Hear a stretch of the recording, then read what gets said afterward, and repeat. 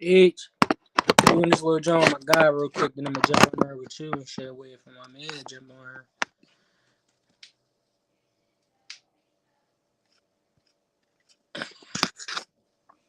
He calling from my other phone, man. Salute to my guy H Money Mob. We gonna be on there in a little bit. I'm waiting for my homie real quick. We gonna do this little John, and then I'm gonna hop on there with you. I thought he was gonna be ready. Salam alaikum as well, my guy.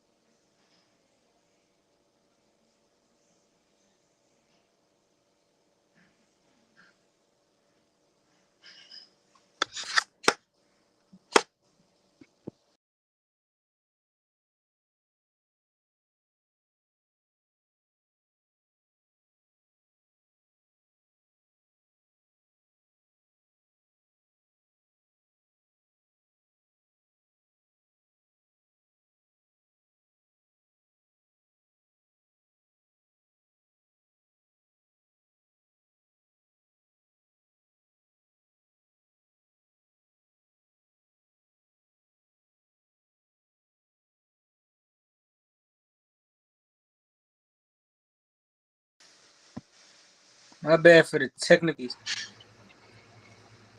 No, you good, bro. My bad. So yeah, we gonna have to run it. Shout out to my guy H. H, let me know if you want to join in on this jump. Anyway, I'm gonna join H join in a little bit. Shout out to H Money Bob out of Houston. That's my guy. You know what I mean? He the one told me about Telez, the Cuban boy that fought on the undercard that co-main event. Where You know, he's from Houston, bro. Big on the Cuban fighters and shit. He the one that got Andy Cruz to fuck with Bozy. what bullshit? Yeah, my guy H. You gotta just learn how to talk some English. That's all. Who Andy. Yeah, because I don't like when somebody got interpreted shit. Because I don't care what nobody say. Nobody gonna say it the exact way you gonna say it. Facts. No, I agree. What you think about Andy though? I fuck with Andy. Andy, nice. Only thing with Andy is just he just got fight a little bit better comp. Because like I said, he real experienced. So You see what we on too. he gonna wash away. Or who you rumbled on that joint so far on career mode? Who the biggest fighter? Nobody yet. I was 12-0, but my man ain't had a knockout talk when it saw started a new career. Cause you know what I mean, Oh, come on, bro. Bro, talking about my man ain't had the knockouts. I won. huh? Said, bro, you gonna start your man over because he wasn't punching on shit. Yeah, cause he wasn't knocking shit out. I wanted him to. He is 61. He is 76. I don't know, bro. I might rematch this boy. Oh shit. Let's see if other motherfuckers want to join in the joint. I'm gonna send this shit to other people so they want to come here pop shit. Let's talk boxing. Let's talk about tszyu versus murtazaliev. Before we begin to that though, what you thought about the boy Telez? I fucks with Telez. I thought he was nice. He getting moved on the fast track. Yeah. Only thing is he fight at 54. So a deep division. So in that weight class, you could be nice and still not go too far if in that type of weight class. Right. He is definitely moving in kind of fast though. I agree because the nigga, he only got about what? He was 8-0 going into that fight. Yeah, yeah. And boy had like 35 wins. He was like 35-5 or some shit. The boy he knocked out. He did his thing. It was impressive to me. No, definitely got the knockout. Like I said, if he any other weight class, you'll be screaming title shot. But since it's this weight class, got hold on. Like I said, it's this weight class a little harder to gauge because of the talent level over here. You feel me? You got almost Dude, be special to make it in. they on like an uproar, nigga. They doing it insane. You got the boy Iglesias, Ozales Iglesias or something like that. He kind of nice, bro. He nice. Then you got William Skull. He Cuban. The nigga just went to IBF. The joint he was supposed to fight Canelo. What I do like about the Cubans though, speaking on Cubans, it's a new Cuban style coming to the forefront. Right. In boxing, before you see niggas, getting points. Now these Cubans, they knocking shit out now. Before Cubans wasn't really known for that, but now these Cubans, they actually going to go get you. Instead of just boxing you, they going to go get you out there now.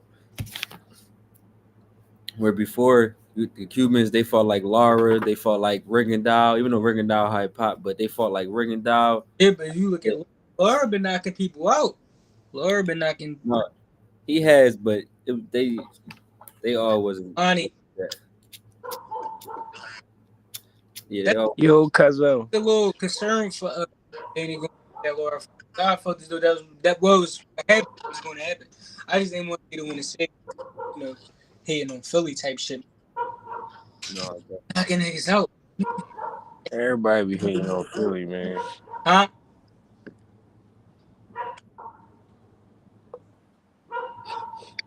I got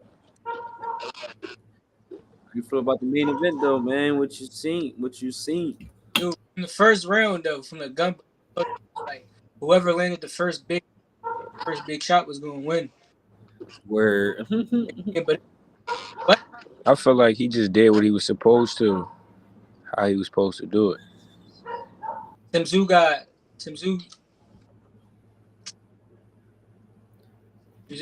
he got to tighten up on a lot of shit. You know what I mean? He got to learn a different aspect of boxing. He only know one thing. You feel me? That shit might be. He said if we call tszyu ass, I don't think tszyu that good. I never really seen nothing special from him. My first fight, watching him fight, was Tony Harrison, and my whole thing was I felt I had Charlo knocking him out. Walk right into that right hook. No, he definitely. Yeah.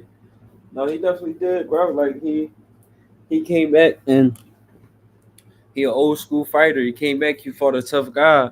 Yeah. Another thing I want to point out is he didn't take him lightly. He said he a step aside fighter because that's the truth. He took step aside money 3 times because he was high risk, low reward. So not only did tszyu, the big fighters at 154 said I'm cool. That's why he called him a step aside fighter, not because he was disrespecting him, because he took step aside money on 3 separate occasions. Right. To clarify that up. Because like I said, niggas become prophets after somebody may lose. Now it's like he took him lightly. He never took him lightly. That's not even how tszyu come. A nigga who come off an injury like that and fight somebody like that off an injury, off a loss, 9 times out of 10, that person not taking people lightly. Like I said, he was literally a step aside fighter. He took money on 3 separate occasions and turned down the fight because the big nigga said, you high risk, low reward. But then he went overseas and got a belt. So now I can get something from you. That's why he got his first big fight, which was with tszyu. And shout out to him. He made the most of it. Right. But just wanted to put that out there because niggas saying tszyu underestimated him. I don't think he did. Russians. The Russians going to be a problem, man.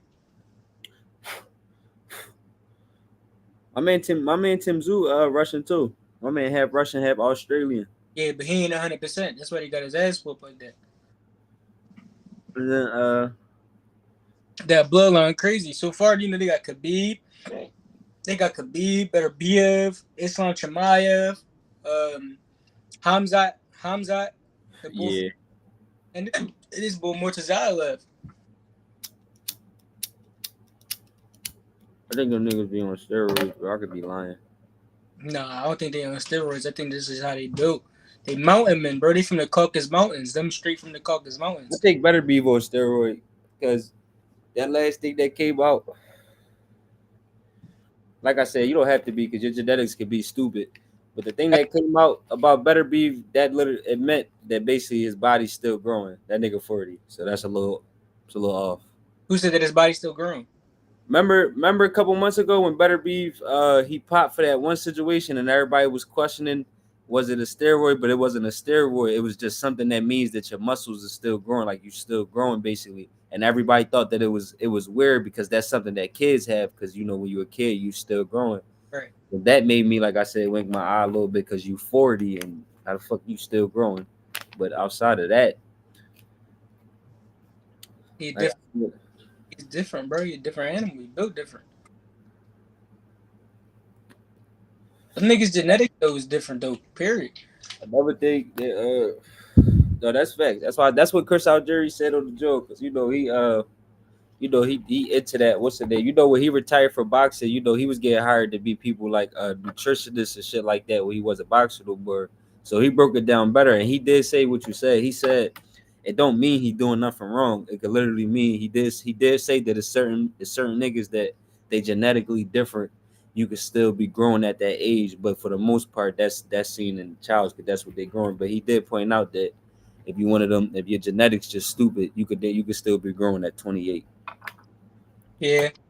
Cause you know they tell you that you stop growing at after a certain age, but I'm 23. I still feel like I'm 17. You know what I mean? And I look like I'm 18, 19. Yeah, but that's just because we got baby face though, bro. That shit gonna be forever.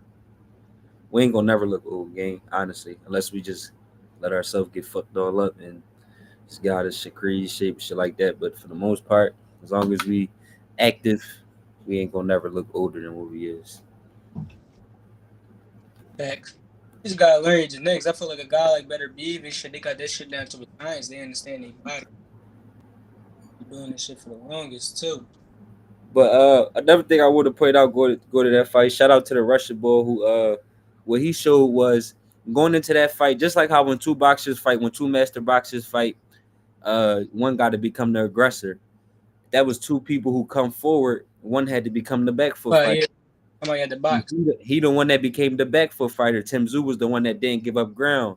Nobody knew Bull could fight like that moving backwards. We knew he was the shit going forward because he Russian. That's how they fight. They walk you down and they go to really punish you. But Facts. we didn't know that he could step back and deliver counter shots like that. That was the most impressive part to me. Like I said, I seen him go forward and mow shit down.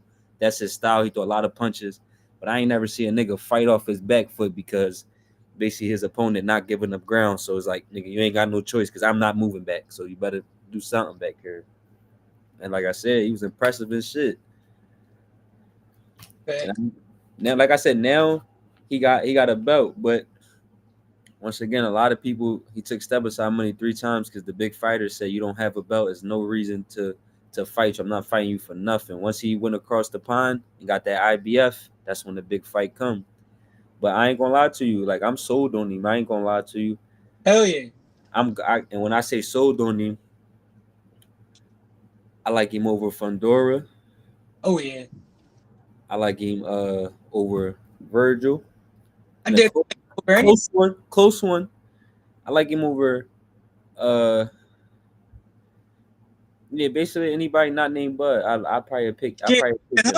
Even him. I ain't gonna lie. Pick him. Even him. You let that little nigga Madrimov key tag you up like that. I don't think Bud not gonna fight that guy. He called out Bud too. None of them gonna fight him. That's why he took step aside money 3 times. None of them gonna fight him. Like that's why that nigga gonna step aside fighter. If you gotta take step aside fighting, bro, that means you nice. But it also means that you nice and nobody know you. That's why I said, bro, if you gonna be nice, bro, you better be known. Because if you think a nigga just gonna be like, look at a nigga who could really fight and don't bring nothing to the table, you think he just gonna fight you just cause. but he can't get a fight because he got the belt now, and he got to win on tszyu. So now He that got it getting his name out there. So now people might feel like, oh, all right, maybe he is bringing something to the table now. right. So feel me, and it's a big one too. That was a If I was him, I'm fuck getting the win. Jamal versus Bowichuk. Fuck the win, bro. It's how he won, bro. The win would have been impressive regardless because he the underdog. Anytime any underdog win, it's impressive to me just because you was expected to lose, no matter how you win. But that was domination. That wasn't just the win, bro. That was domination, bro. That was probably the best performance I seen in 2024, bro. Honestly, no bullshit. From one fighter, just speaking on one performance, who outdid him this year? When we talking about the top level, who performed that good? Daniel Dubois. You said who? Daniel Dubois with the AJ. That was kind of the same, a 3-round massacre. No, I give you that. I give you that too. You want to know another reason I give you that? Because Maniac, I was on live with Maniac, and he asked me who I had for fighter of the year, and he was the first thing I thought about because he coming off 3 upset wins back to back to back, and he the champ now. And he did his thing with Usyk. So that's another. So that's yeah. So like I said, he just was mentally not there. That's all. But he should be mentally right now. But talk to me about your fighter of the year so far. You be the year was closing out.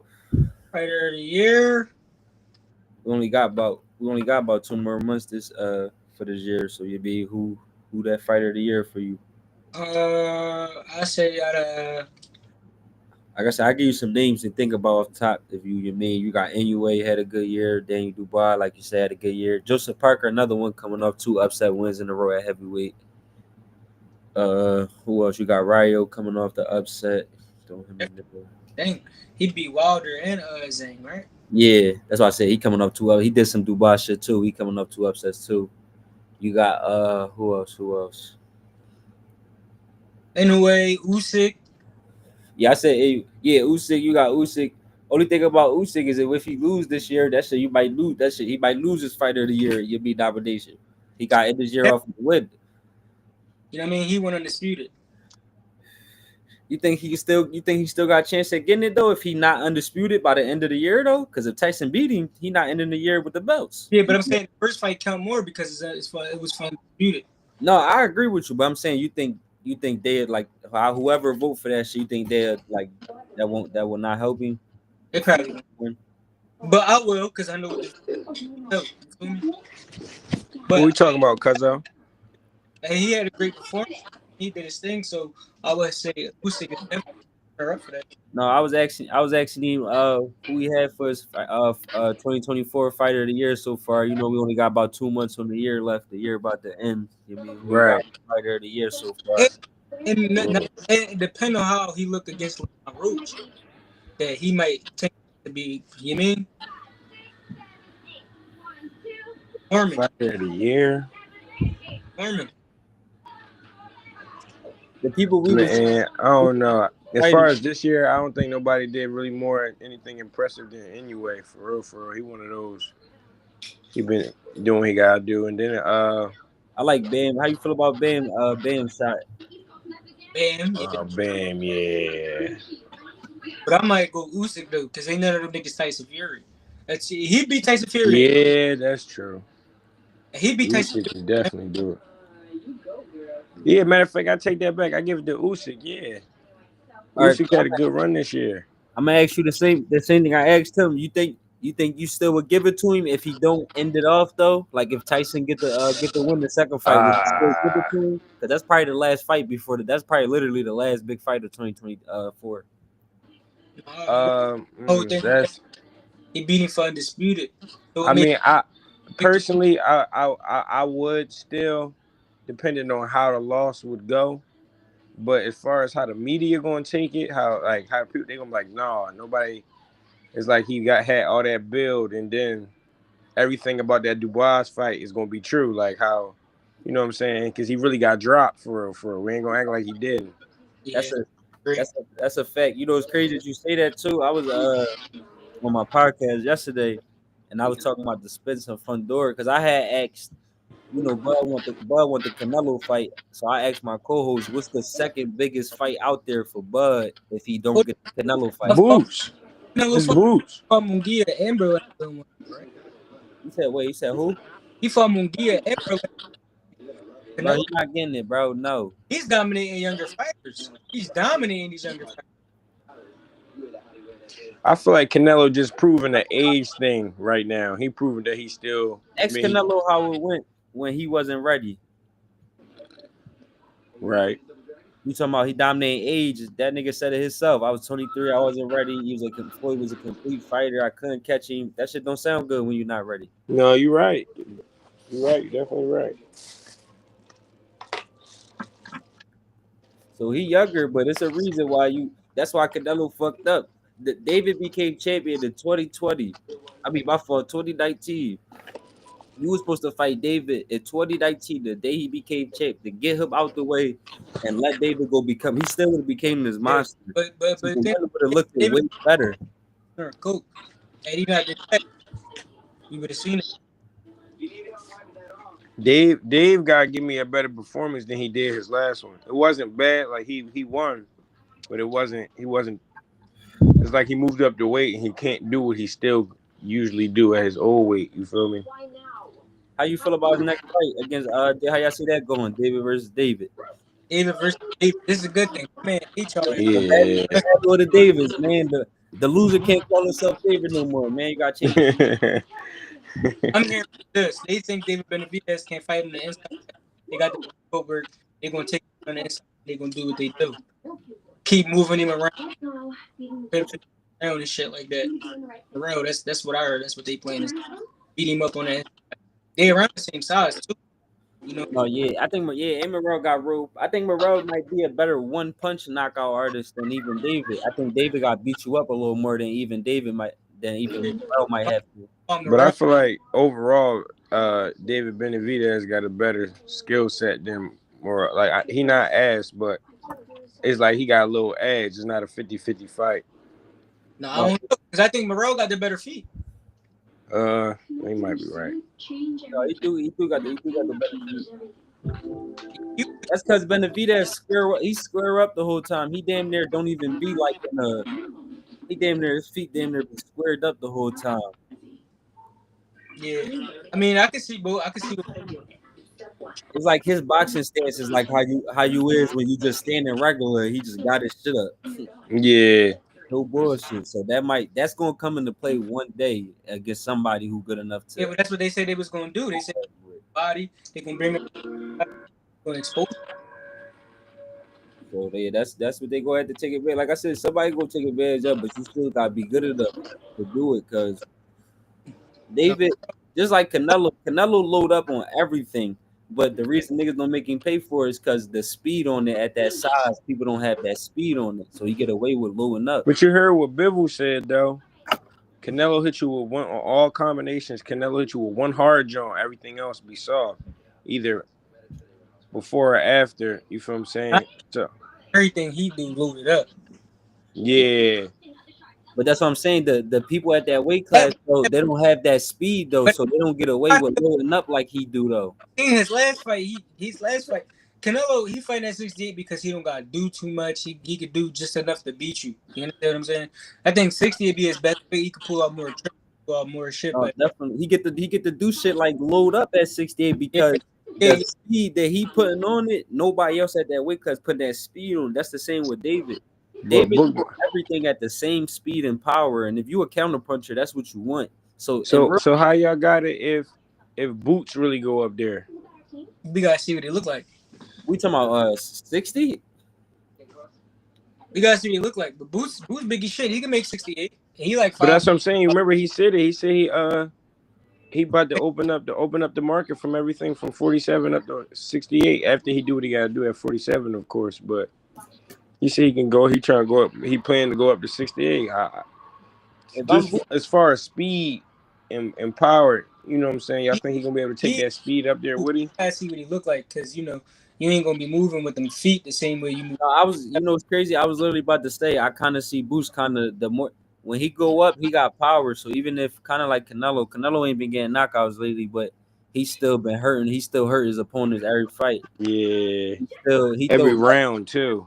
yeah, like he throw less punches, but he became more accurate. So I think if Boots gonna be at 68, he gonna kind of have to go that route too, where you're not gonna be able to move as much, but you're gonna have to be a little more accurate.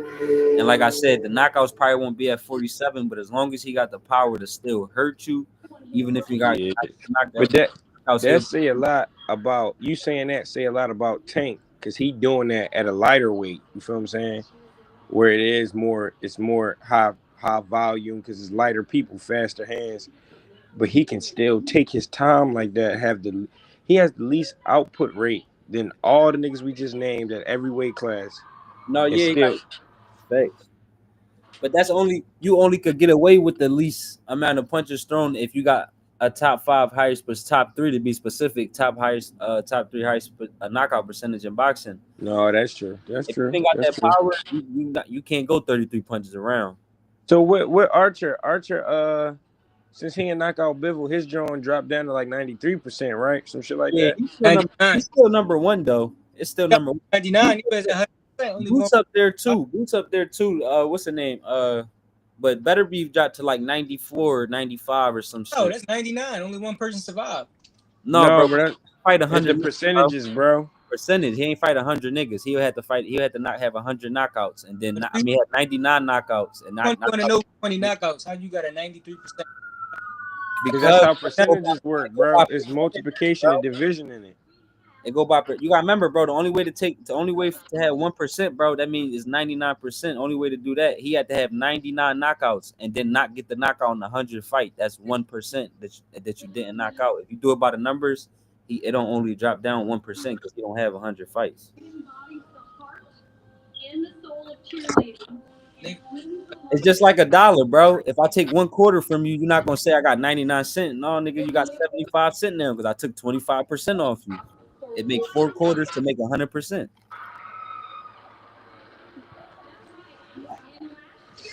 And then, how y'all feel about Matias right now? That nigga on some, like I said, the ashes part about this part of this generation of boxing is niggas do not know how to take a loss. Niggas semi-retire every time. Yeah, The one thing I give Canelo is Canelo lost damn near every round to Floyd. And he was back in that ring within 3 months, fighting big fight after big fight after big fight. That's how you show niggas that was just a bad night for me. I'm still him. These but niggas really retire on us every time. I do want to say this too, though, bro.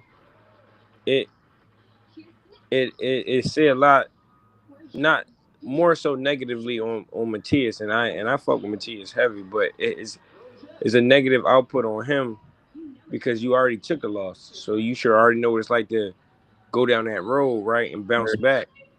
I ain't even look And at you avenge that loss too.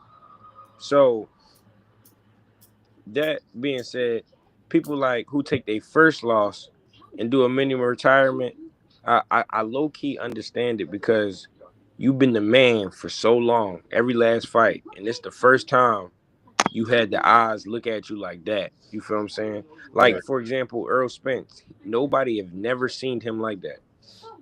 Nobody has never seen nobody that was less than him like that. But to see him like that is like, oh damn. So his mini break is like, all right, you've been the man since you was in amateurs. You was sparring Floyd. You was doing this. You was doing that. You was the ball. Where But now that and then at 147, you was on the top of the division your whole career, and and then he got some all ball come up out of nowhere and just take it from you. no, that's But in that the worst fashion too. So I understand it. But like Stephen Fulton is probably one of the best I respect as far as who took a loss and and how he bounced back. He took his time, he got his mind right, came back, fought again, got knocked down, and still fought through and won and got another belt. Now he on track to get back to be a world champion again. So he got a tough one though. He fight a nigga with the highest punch output in boxing in the world today next. Who? He's fighting the same nigga he already beat. Yeah. He but beat I feel like he fought him again because he had to, not because he wanted to. Definitely. mean, it's That's not one of those guys that fight. You beat him and you let him. You definitely You let let him. him go. You see, you go ahead and get. I That's already got you. that you already. You do not fight a nigga who threw 1,000. That's literally fighting every bro. I literally seen this man getting socked, like his head like this after getting socked, and he throwing a punch. Like at no point of the fight is he not trying to sock you in there. That pace is crazy. But that conditioning is crazy to keep punching, bro. Like, hey, oh nah, you can attest to it too. I don't know if you box, bro, but yeah, he boxed. oh yeah, so y'all can attest to it, man. That shit I when you used get to. I hit, don't box no more, but I used to. when you get hit, it already takes steam off you a little bit. I don't care how hard it is, how light it is. It still be like, all right, I don't feel like nobody feel like getting hit. You feel me? So, and then while you get to exchange, for us to be able to exchange while we already say you on the ropes, somebody getting off on you, and you in the middle of them, in the middle of their combination, you rip like 5 punches. Get off. That's not light work. And Fulton was doing that. You gotta have a lot of confidence off of a loss to anyway like that to do that. I respect it. I That's respect why I it. felt, that's another. That's what showed me Foden was the truth though, because Foden threw 200 more punches than his average that night, and that's the shit that Brandon make you do. Like whatever your average punch count is, you probably not gonna win if you plan on doing that. You gonna have because he's gonna make you throw your hands. How much Yeah. your hands, however your punch output is. If you gonna beat him, you better be ready to throw more punches than you ever threw in any fight. No bullshit. No, you're definitely right. Dirty with Cool Boy. He from West Philly, bro. He got that dog. All right. No, that's what he already proved that. That's the fight. Like I say, that's not even the fight proved that because he proved it at other fights because he don't get enough credit for the way he got on top. You know, he wasn't a guy who when they signed him, they like, yo, he next up. Like he was the opponent. He got signed. You mean you gotta be nice to get signed? So they thought Yeah. he was the opponent to these guys. Like he was the underdog against guys like Angelo Leo and all that. He Right. fought 8 undefeated guys on his way up. That's not really supposed to happen for real. And the fact that he still made it and had to go through all that is like I say, I don't get enough credit. Most people ain't got to fight 8 undefeated guys on your prospect stage. And you fighting that many motherfuckers that's in their prospect stage. It's hard to get on top if you're gonna be a top prospect fighting other prospects on your way to the top. It's gonna be hard as shit to get there if that's how you're gonna do it. But how y'all think about his I don't know if y'all think so, but I think he got like a new set. I feel like A that's new gonna style. come up to if it's see if how good of a trainer Bozy is, because a lot of people saying that they got him fighting like Boots more so than himself. Like it's not set to his type of style he was trying to sit in the pocket, do the prepare, shot calling. Like he trying to call shots. Taking shots. Yeah, like but he the way he was going in was kind of like Boots, like little set, like how Yeah, and he already aggressive, and Bozy was definitely telling him to even be more aggressive. mm, But it's different type of trainers. I always used to say you got the trainer that's they coach a style. When you walk in their gym, they're gonna teach you how to win in their style, and then you got the other coach where he just gonna see what you got and try to get the best out of the tools that you have. Right. So it's I like feel Bozy, he teach finesse though. You feel me? Because Andy Cruz don't really fight.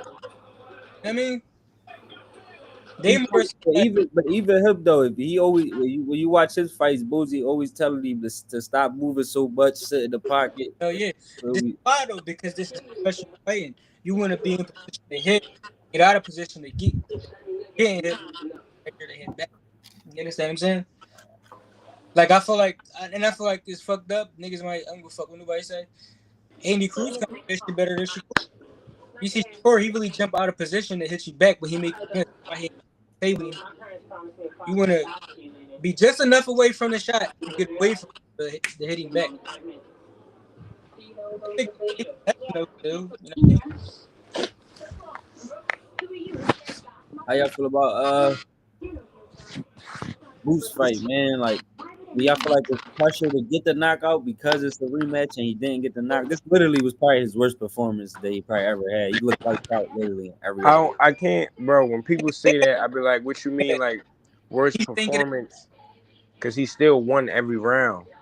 No, but worse. It's still you still got it's still his worst performance though. Like LeBron worst game probably still a hell of a game, but Right. Same with Jordan. Yeah, I get what you're saying. correct. Like they worst game probably still of a hell of a game for somebody else. Somebody else would probably be like, nigga, I take that. Give me that game. But for him, that's still his worst game because the level they at. No, you're right. And the stats, Good you're carry. right. Like if Brian go out there and drop 17, 6 and 6, most niggas that's not a good game for Brian. But the average nigga might be like, I'll take averages 17, 6 and 6. Give me that all day.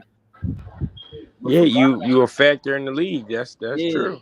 But for Brian, that's 17, 6 and 6. That's not what we expect out of him. That's not the level we expect out of him.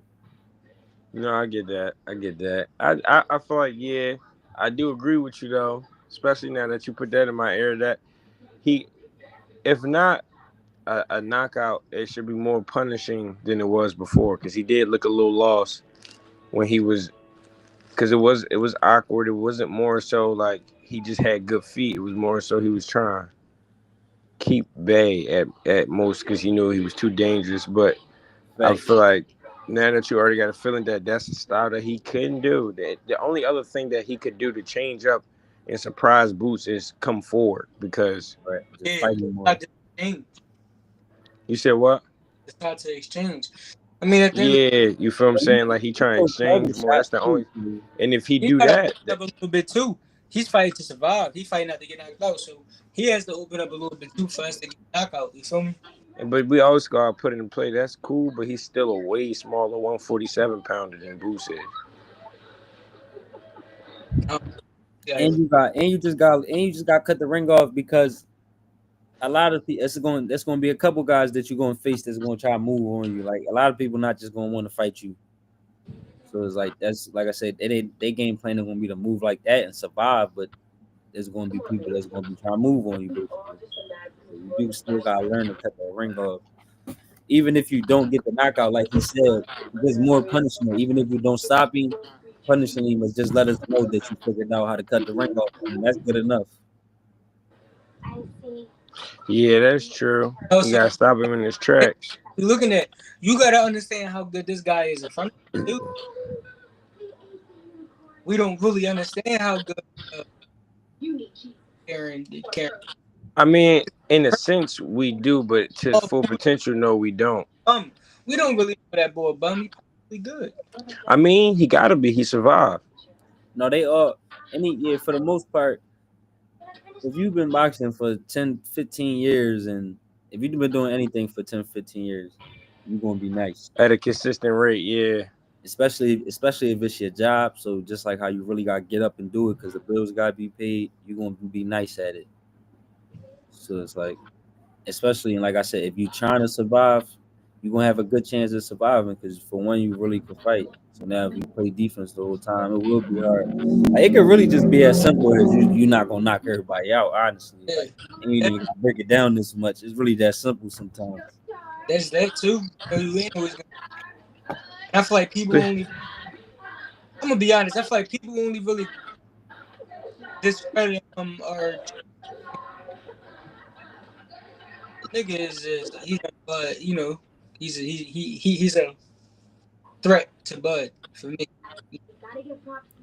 The biggest, Yeah, biggest yeah, threat. he is at the butt, but Any little thing, any little hiccup, it's gonna be look at him, look Boots this, he's who the hell is Karen? Who the fuck was Kabiyashi? You know who the fuck was Kabiyashi came. bro, we can't keep doing the who the fuck is type shit because everybody starts somewhere, and if he wouldn't be there if he wasn't nobody unless he a gatekeeper or something, and even gatekeepers got to be somebody at one point. Correct. I'm about to say gatekeepers. You become a gatekeeper, you still got to be nice because gatekeepers Yeah, who was nice, who's still in the game, and if I get my fighter to beat you because you was nice, it'll look good because 20 years from now, niggas not gonna say, yo, when he beat me, yo, he was 5 years out of his prime. Niggas just gonna look at your resume and say, oh shit, you beat him. So that's why you still got to be nice to be a gatekeeper because your name matters to get that young fighter because it looks good on their resume. If you wasn't nice, your name they not hyped to put your name on their resume. No, bro, rap. And even if We the ain't seen gatekeeper win, of a low. Feel me? So like but it also come into play too. If the gatekeeper win, he can possibly be the bull again. You get what I'm saying? That's always that story. that's Like literally, Like Keith Thurman. and Keith that's Thurman. all a gatekeeper is. It's somebody who really, honestly, probably don't know that it's time and still want to keep giving it a shot. Like that's really what it comes to, honestly. Like that gatekeeper is somebody that boxing, like, okay, he's staying in here too long. We're gonna take hey yo, now I'm gonna let this one. But basically, Jorge Linares. Yeah. Jorge Linares was a gatekeeper. He lost fucking 6 years later. yeah, and Gamboa at the end of his career. Everybody was knocking him out. But I feel like Gamboa was a. No, everybody wasn't knocking him out. I I feel mean, like he was a he gatekeeper wasn't for at that Floyd time. Mayweather But fighters. I did that on I said that on purpose just to see if you was gonna let me go on that. Yeah, I knew you everybody. wasn't though. But Gamboa probably one of the smartest for real for most Floyd Mayweather fighters. So he was getting, he was just like. But shit. Sean Yeah, Porter, gatekeeper. I don't know if I'll go that far. Sean only beat Danny. He lost to Kell Brook, But you gotta Keith Thurman, remember, Will a Spence, gatekeeper. Aaron You gotta Crawford. remember though. You gotta think about the odds going into the fight though. Gatekeepers don't have close fights. Sean Porter going into that Spence fight and going into that Keith fight and going into the He's still a Bud fight. gatekeeper. He was the underdog, but he Like was only Richard Coleman and Nakatani at 135. Sean no. Porter. But if you could still make money off of them betting on them, bro, they not a gatekeeper, bro. You want to favor Sean Porter to beat no Boots. You just want to see how Sean Porter do against how Boots do against Sean Porter compared to how Terrence Crawford did with Sean Porter, compared to how Earl Spence did with Sean Porter, compared to how Keith did with Sean Porter, compared to how Kel did with Sean Porter. He's a gatekeeper, bro. He lost No, majority but, of big. He no, only but that's not what make losing is not what make you a gatekeeper yeah. though. Look That's at not what make you a who gatekeeper. guys. Who guys would now be a gatekeeper if he come back after losing the Barrios? What make you a gatekeeper is when you stay in the game too long, and that's when you start losing the people who not better than you, who in your day you will whoop their ass clearly. That's when the gatekeeper start becoming a Oh, gatekeeper. I can't say Bro, who was a gatekeeper. bro, you literally just name every fight that he was favored to lose, bro. You can't be a gatekeeper if you favored to lose them fights. He Who never. favored against Keith? He was the odds, bro. You forgetting his odds to every fight, bro. You can look it up. Once as a favorite. What's the name? He was the underdog in that fight. What you mean? Who favored him? The people. He's the underdog in that fight. The money lines went to Keith. That's what makes you the underdog. All that means is more people bet on the next man. That's all. So the money is what made him the underdog.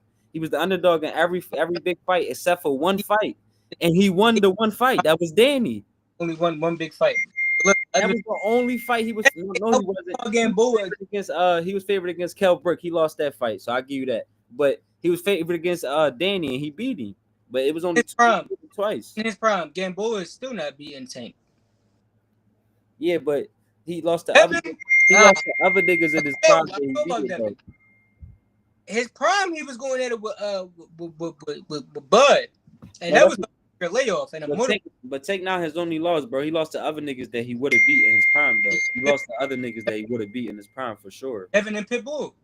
Like exactly. So that's what I'm saying. Tank not the only motherfucker. Like even Sean Porter. You could, if you want to say he was a gatekeeper, I could only give you the Bud fight. But like I said, Sean in every fight really. But I'm gonna give you the Bud fight. But that's really the only time that you could say like, bro, you should retire. You staying in here too long. You're gonna start losing the motherfuckers who we know you would have whooped their ass. And if you was nice and you was in your prime. If you lose to anybody that the money say you was gonna lose to, you can't be a gatekeeper. The money said you was gonna lose. An underdog and favorite, all that shit means is when the people was betting their money that they go to work for, they was betting it on this nigga. That's why he's coming in as the favorite. Well, hold up though. My whole thing with Sean is this though. He looked good against the bullshit. He didn't look good, but he beat the bull Sebastian. Who you talking about? You talking about the white boy? Yeah, he beat that white boy. He won. Yeah, he ain't look good against Ugas. I ain't gonna lie. I thought my man Ugas might have got that one. But even with Danny, that was controversial because that one was close. But I thought the Ugas one was more controversial than that one. But I understand Sean was the A side. It was going. Ugas wasn't winning no 50-50 fight at that time. So,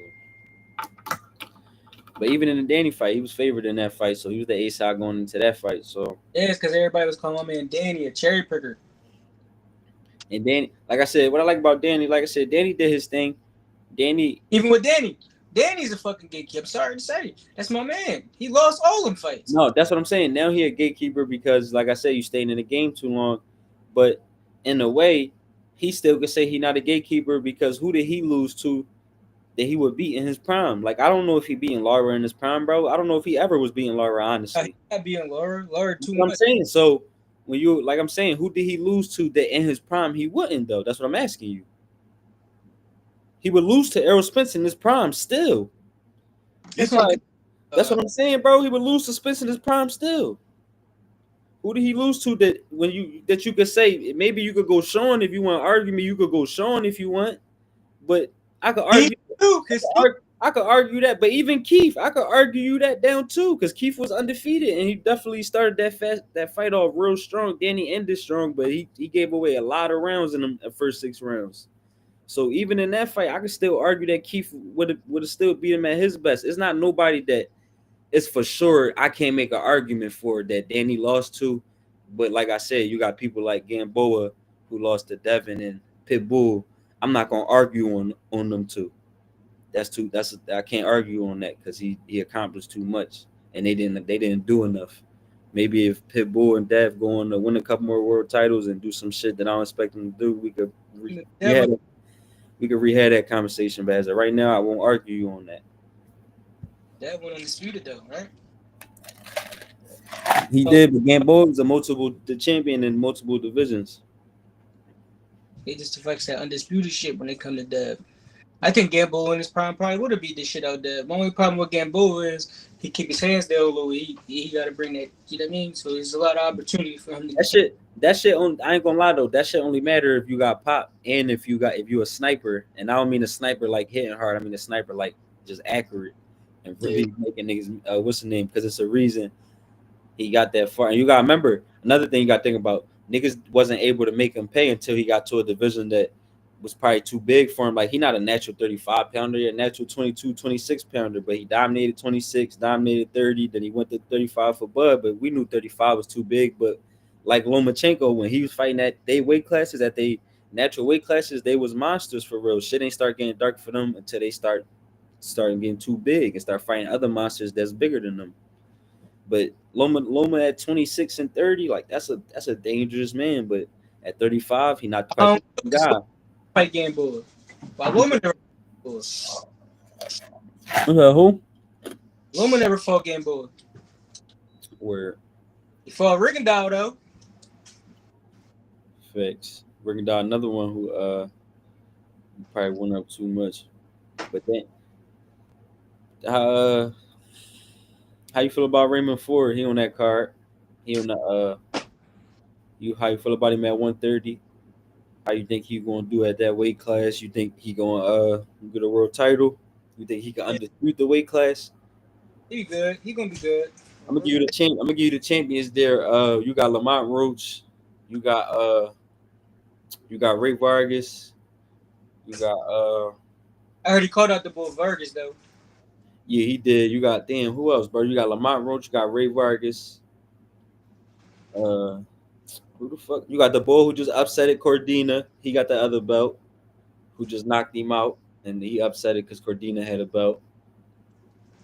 And there's one more. And Valdez got a belt. So that'd be his competition to be undisputed. Valdez, Ray Vargas, Lamont Roach, and the bull who beat Joe Cordina.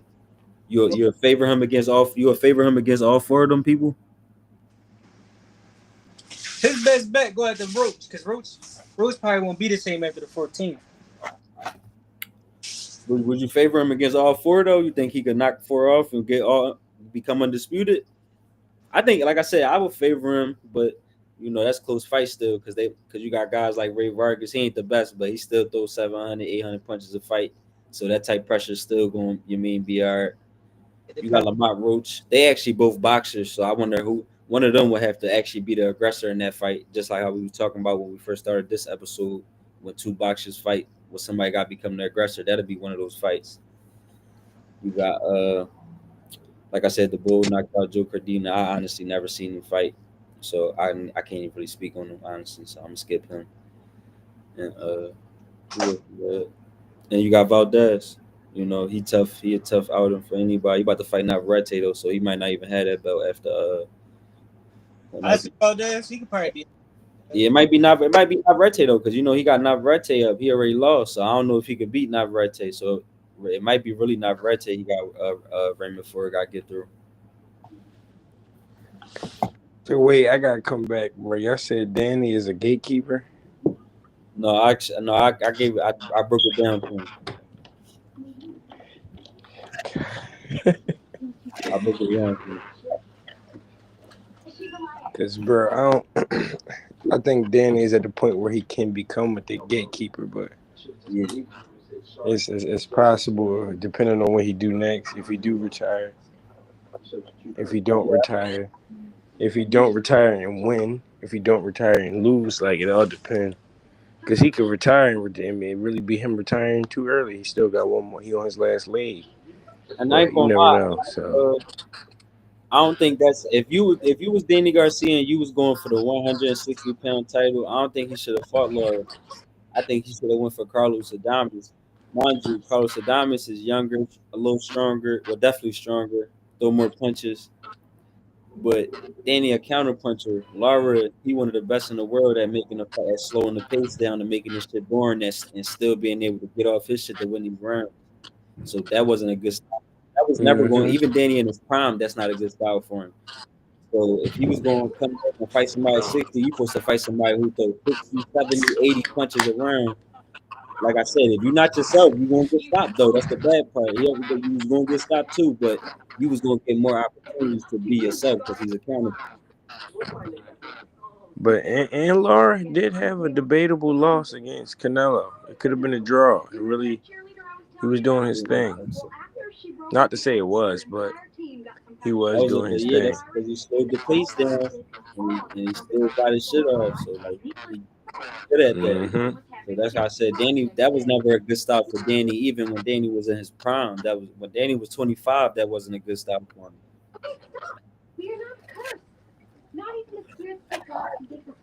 What y'all honestly think is next for Devin? I'm hearing what's his name, Blair Cobb.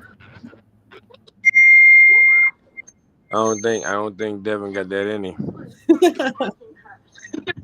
Don't think he'll Flair? I don't think he can fuck with the Flair, man. I don't think he got it in him, bro.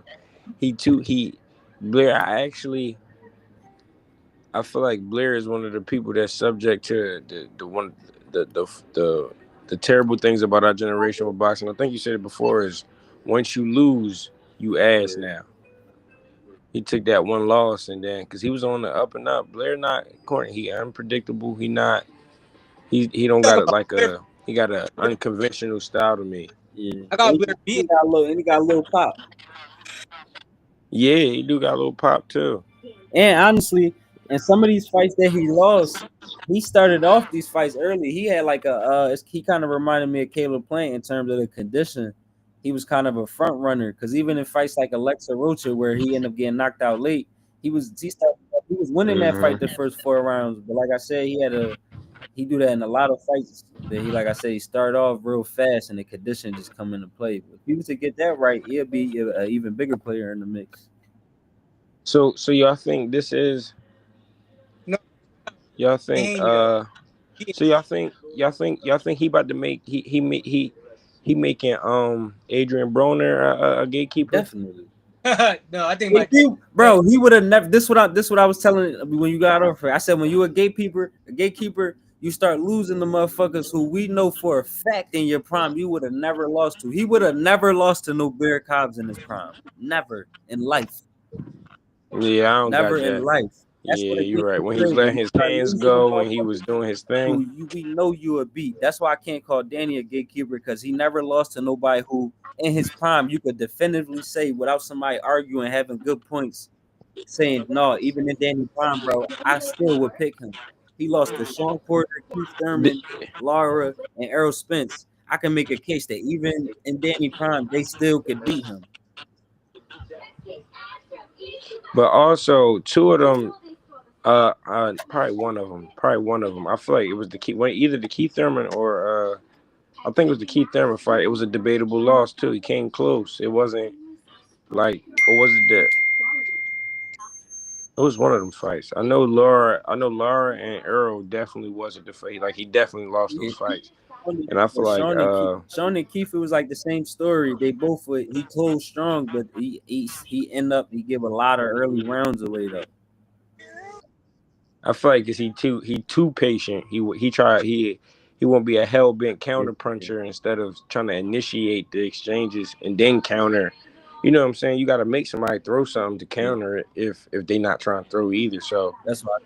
And then once, that's why I say he should have fought. If you gonna fight at 60, you should have fought Carlos Adames because he throws 60, 70 punches around. Listen. I got Blair beating Devin. Listen though, what you think about Laura versus Bud?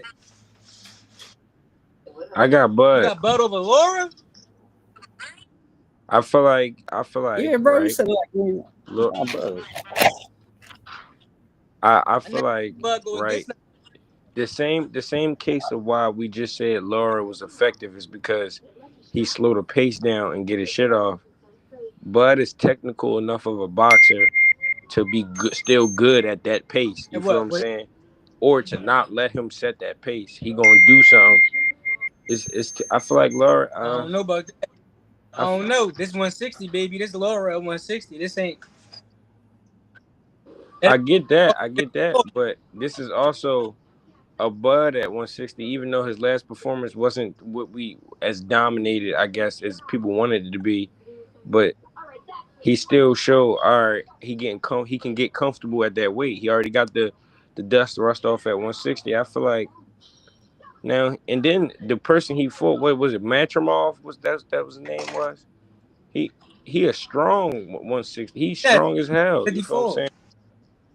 154. But I feel like him doing that at 54, I feel like he can do it.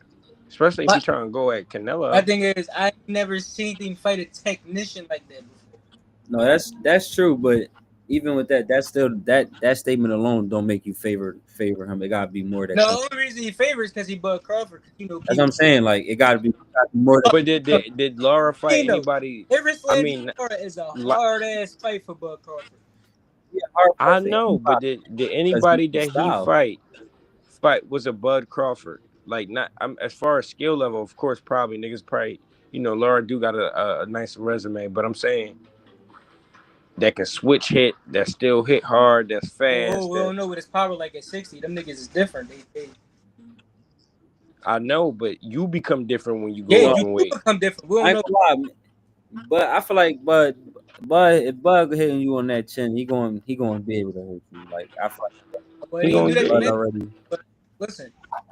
Bro, that last fight was his last. That was the first fight that went to decision since Obama was president, bro. His power is already solidified, bro. But then that's also him trying to get comfortable at a new 2019. He don't hit hard no more. He went 12 with Canelo. But that's what I'm saying. Canelo ain't stopped nobody since 2019. Do that mean he don't hit hard? No, because he still could hurt these guys. You ain't got to knock them out.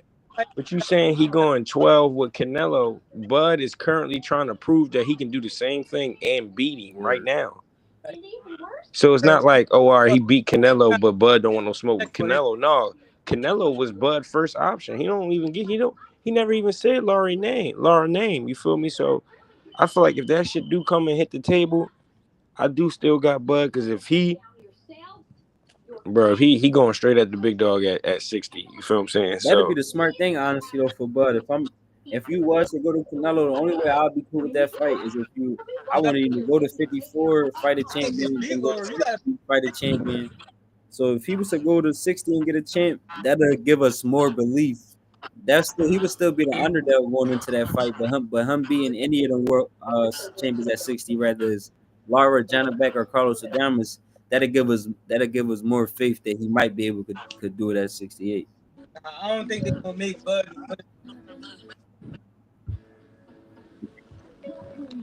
Man, he looking for the money. Like we know he's looking for the money right now, nigga. He not just. That's why I said his second biggest money fight. If it's not, that's why I asked my co-host if it's not Canelo, because like I said, he already made it clear he's looking for the biggest bag. So if you can't get the Canelo, what's the second biggest bag out there for you? I feel like Boots is the bigger bag than people think it is because everybody I ain't anticipating. gonna lie, Virgil in Texas might be a bigger bag. I ain't gonna lie. Virgil, yeah, you might be right. But the thing is, though, if Boots get that first and get him out the way, it ain't gonna be that big of a bag. That's funny as shit. Listen, I think a hard ass fight for. I will favor Laura in that. And I also think the murtazaliev fight is a hard fight for him. So you got Laura beating Boots too. I got Laura beating Boots right now. Yeah. Right now? Hell no. I mean, I got my man skipping 54 and going to 60 and beating him right now. I think he skip 54, go to 60 and beat Laura? Yes. Fucking. Yes. I mean, because look, listen, all right. Because Laura like that to me, bro, but he not all the way like that. He was never really one of them in my head. Mind you, Laura nice to me. He one of them guys to me where in a different era, he probably would have been a Hall of Famer or some shit, but he came in a nice era, but nigga, he is. He's champion 154. He old in his 40s. Knocked out Daniel. Only nigga knocked out Daniel. He knocking niggas out, bro. He been knocking niggas out. He's 40 years old. It's like he got. But he not on no. But Archer better be damn near 40. He 39. He not on that type of shit. Because Archer better be is a undisputed. I'm not picking no 40-year-old to beat Boots, bro. I'm gonna fuck who it is. Give it a buck, niggas. Bro said, "Fuck all that." That's right. I'm just fuck who it is. I'm not picking no 40-year-old to beat Boots. And we gonna keep it real though. Niggas been ducking low. Maybe if it's better beef the 40-year-old, then you got me. But if it's not that 40-year-old, I'm not. But I'm not. People, and I'm glad you said that people be ducking Laura. It's the same way how I view him. Laura got my respect, but he was never always like, "Oh my God, that's Laura." No, it was just like, all right, that's Laura. He wanted to, like, he do what he gotta do. Like I said, he one of them guys where even if you beat him, you know that you're not gonna beat him easy. Niggas just get a little fame to get piped. We talk about accomplishments and boxing. Because about the accomplishments and all that. For me to view him like that, bro. Nigga, he's like that. Bro, for me to he's a tactician and he is like he got my respect, like I said. But for me to view him like as far as what you saying, like, oh, he knocking shit out at 40, at 39, and then why he ain't got all the belts and why he ain't knocked Canelo ass out? Canelo can be beat. Got a belt. Do Janabek got a belt? Do who? No. Janabek got a belt. He got 2 belts. He got 2 belts at that weight class. That's why it's only 3 world champions. And he supposed to fight Hamza? He supposed to they mandated another fight. Y'all know that the W. Hold on. They was mandating another fight. He just called out Hamza. He been calling out Hamza. No, I know that, but I'm saying they mandated you talking about Janabek, right? Yeah, Janabek. He been calling out Hamza. That's that might be the boy I'm talking about. But I could be lying. But the boy who beat Ammo Williams. Yeah, Hamza. Oh yeah, the WBO just ordered that fight. Yeah. He supposed to be fighting him. They about to have a purse bid and all that for it. Well, the WBA ordered it. That don't mean it's gonna happen, but they at least did their part. Dame's Cuban too, though, right? Yeah, Dominican, I think. I could be lying though. He could definitely be Cuban. I could be lying. Dominican. If Dame's is Cuban, their fight ain't gonna happen. But he might fight Janabek. I like Janabek though at like right now against Carlos Adames. I pick Janabek. I ain't gonna cap. You would pick Janabek over Carlos Adames? Yeah. But I know he hit hard as shit. He definitely hit hard as shit, and you got technical for real. I feel Lord to beat Carlos Adames though. No, I ain't gonna lie. I would pick Carlos Adames because I still seen guys like Jared Hurd. Nah, Carlos Adames is cute. Like he's Dominican. Yeah, but I still seen guys like Jared Hurd that, like I said, Lara was doing real good, beating him up in the beginning. But if you got a punch output that's 60 and 70 per round, you can eventually get to Lara and break him down. And Carlos Adames, like I said, he got that punch output. But Lara gonna start off good in every fight. He like Caleb Plant in a way. He gonna start off good in every single fight. When he's standing on the 100, he a master boxer. Nobody ever gonna start off. It's gonna be hard to start off up 3-1, 4-1 on Lara. He like Caleb Plant is gonna be when they stand on the 100, they always almost gonna get the best of you them first 3-4 rounds. But if you got a pace Oh, that's 60 to 70 rounds, I mean 60 to 70 punches, you could get to Lara because I've seen it happen. But like I said, only from people who got a high pace. And Carlos Adames is one of those bulls, and he in his prime. So I would favor him in that fight, but it'll be a close one.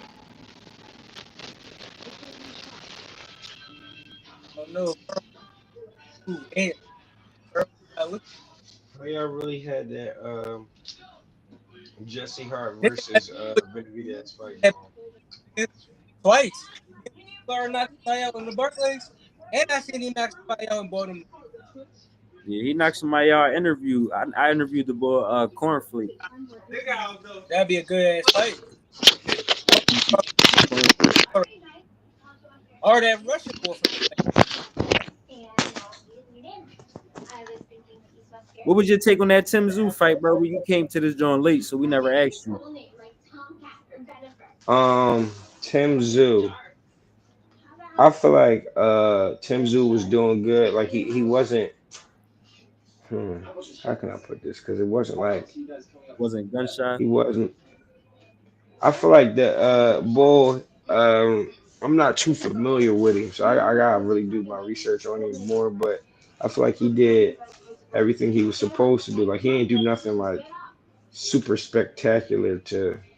I feel like it was always on the money though. Like he was always on the money for everything he hit him with. Every time he dropped him, like that. What was it when they was exchanging? He dropped him with that left hook. With the, or was it a left hook? He was a left hook. He I feel like if he just beat him to the punch, it was he did what he's supposed to do. And Got some back foot too. huh? yeah, he do got some crack. Hell yeah, he fucking Russian. He from I think he from Dagestan too. No, we were talking about That that dog is knockout. there. That joint was off his back foot too. Yeah, Fuck it up. that I give him. Fuck it up. I feel like he dangerous because yeah, he's good. He's a technical fighter, but he got that power. That's crazy. Get a guy like that, it might not look spectacular, but he's so technically sound. All you gotta do is touch, bro. Like I said, this division, man, got so many killers in it. That's why if it's gonna be nice when Boots go up, but I want Boots to stay at 47 and go undisputed because by the time he done that, the cream of the crop of that division would have rise by that time when he done doing that. So we wouldn't know who the best. Right now, you got everybody could pick. Somebody go Virgil, somebody go the Bull just beats him, somebody go Bud, somebody go Fundora. But by the time Boots done undisputed, and we would them guys would have fought and we would know, like I said, who the cream of the crop and Boots would go up and But that'd be a big fight for even it. even if Boots don't wait that long, I also do feel like 54 is really who we are, the world, even us, going to see who Boots really is. You get what I'm saying? Like I feel like those gonna be the fights that's going to really make him out to be the person that we try and push him to be. You feel what I'm saying? Like it's gonna make everybody believe it more. Um, I feel like everything with Boots right now is more so like, all right, we got him stepping the ladder. Back when he fought, who was it, bro? He was like ranked like eighth in the IBF. This is back. Like this is way Talking about before he. Sergio Lipinets? You talking Yeah, about when he fought Lipinets. Yeah, Lipinets was like eighth or ninth. He might have been 10th. I might be wrong, but he was in the top 10 though. That was his first top 10 fight, ranked fight. I guess a top 10 ranked fighter. So I feel like everything is off of potential. What we see Boots doing, I feel like those fights is going to be like, this is what we was talking about. You feel me? We knew he was going to do this, or it's going to be like, damn, we thought he was going to do it and he didn't. So he basically gonna prove basically 154 is where he gonna either prove us right or wrong. Yeah, right. And then I feel like after that, after 54, inshallah he do it right. He go to 60 and then he just do it again. Because everything is a proof. Everything that we say Boot say about himself, his pop, or anybody from like Greg or anybody from Philly or anybody that's a Brute supporter, right? He gonna have to reprove it each weight class because he put it on himself that he can do from 47 to 68, and people was waiting for Boots to slip up for real, for real. They may be 60 because the niggas to me nowadays is like the niggas that belong at 40, is at 35, the niggas that's at 47. But Like everybody body different, bro. They even Greg said it. Greg even told me he was like, bro, he be coming down from like 170. His whole family big. You feel what I'm saying? They they if you do the right diet enough with enough in the right time span for a fight, Word. then you feel me for your body because everybody body different. And plus, he blow up, but he don't blow up because he stay in shape. He stay in the gym. So it's like And you as feel long as me? if your body got the frame, sometimes you can still blow up and it don't take a toll on you if you got the frame for it. Yeah. So I feel like he going. But even if you right though, cause if you right and 68 really not in the question, cause we gonna really figure that out for him at 60 if 68 is in the question. because my whole thing about 68 is this. Nigga Berlanga was like what 205, 210 for Canelo? And my man Boots walking around 170? But Boots is knocking out heavyweights though, so it's like Yeah, but Berlanga not. yeah, but like Berlanga is nice, bro, but he didn't do nothing that's more spectacular to me than Boots. He Yeah, fought Canelo. He got that. He got that on his resume, but he didn't beat him. So who to tell us that like bro, me and you, I don't know if you saw it, but I'm pretty sure you did. We watched Boots' brother spar Canelo. We watched him pick his brain. So it's like with I don't know, bro. I don't if I see if because think about it, if we gonna bring that up, how Berlanga is Berlanga beating Boots at 68 when Boots is firm and comfortable at 68. He already has pre-fights at 68. He has proven 68 is the there. fact I can't the fact that I see him be cool with you know what I mean? I'm saying off of skill though, bro, because that's So what. hey, I'd be a little concerned for my man's. Because think about it, bro. But we can imagine because styles make fights. Let's put those two styles together because that's what the whole point of pound for pound is, right? Is if you are number one pound, you're heavyweight all the way down to this. You feel what I'm If we saying? go in pound if we going pound for pound, like based off that, the pound for pound number one to me gotta be better Biv. Cause if that nigga hit niggas like that, and he can hit like that at heavyweight, you put him in a heavyweight body hitting like that with that skill set, But how better, he fight in the class, I don't think nobody beating him. but better BDF could be outboxed. Can he really? It ain't happened yet. I mean, bro, like that win he just got wasn't. No, It was his most like, yeah, I clap. he just ain't not the guy Yeah, bro, like your Boots, best like you said, fight. Boots knock a nigga out. You don't knock a nigga out when I mean, like before so look, my favorite fight for any they the only way to impressively go box. 12, this is what it means. That means if you go 12 rounds with him, the only way to go 12 rounds, basically, I'm gonna say I can't mix it up. I opened up that group chat. Uh,